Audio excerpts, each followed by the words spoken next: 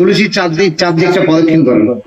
জানি কানিচ পা পানি ব্রহ্ম হত্যাদি কানিচ পানি তানি নরসন্ধি প্রদক্ষিণ করে।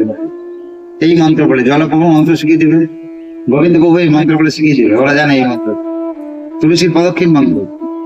এই মন্ত্র যদি বলেন জানি কানিচ পা পানি, আমি জেনে পাপ করি বা অজান্তে পাপ করি, পাপ করছি না করছি না, দুঃখে আছেন মানে পাপ করছেন, কি খারাপ ভাবে নেবেন না, এটা আমি ক্ষমা চেয়ে নিচ্ছি।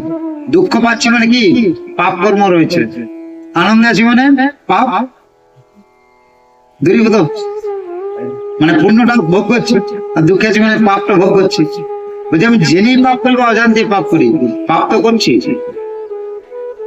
জানি কানিচ পাপানি ব্রহ্ম হত্যাদি কানিচ, যদি ব্রাহ্মণকে কোনো জন্মে হত্যা করেও থাকি, হয়তো কোনো জন্মে গুন্ডা ছিলাম, বদমাশ ছিলাম, ব্রাহ্মণকে হত্যা করে দিচ্ছি, হতে পারে না, পারে না, এই জন্য মুরগিকে হত্যা করছি, ছাগলকে হত্যা করছি, হাঁসকে হত্যা করছি, করছি না, পায়রা কেটে দিচ্ছি, হ্যাঁ কি না, মাছকে কাটছি, ডিম ফাটিয়ে দিচ্ছি, এগুলো তো হত্যা।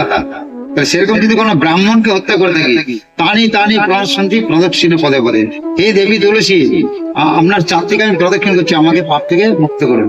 আমি এখানে বসে আপনাদেরকে বলে যাচ্ছি, আপনি করুন 13 দিন, যতদিন আছে বুঝতে পারবেন, আপনার মনে এত উচ্ছ্বাস আসবে, এত আনন্দ আসবে, আপনি বুঝতে পারবেন যে কোথা থেকে আনন্দটা পাচ্ছি।